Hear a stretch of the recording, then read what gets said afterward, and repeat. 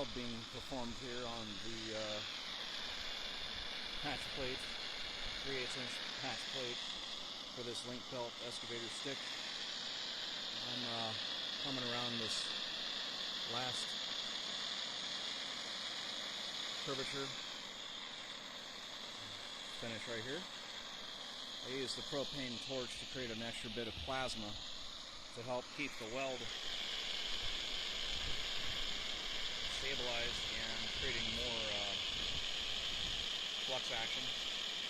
Shielding, acts like a shielding gas as well. So, and then I'll come back here with a rocket rod and fill in this deep groove. Now, sort of, not quite that deep. It's about 3/8" deep there on that groove that needs to be filled in more. And the Excalibur rod is not a high deposition rod. The rocket rod is. The 7024 rocket rod is ideal for filling.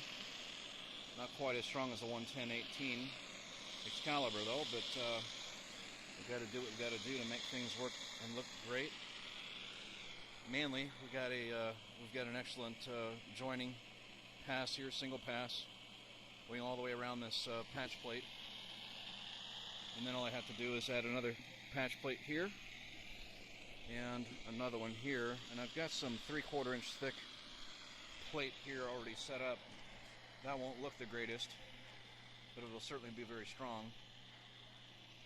I think it's better I run the 3/4" thick on this high stress side, especially where it wants to tear itself apart when it's pulling down and digging into the ground with maximum breakout force. Alright, I'm going to keep going here. I noticed Stealth Weld is just down one notch on charge.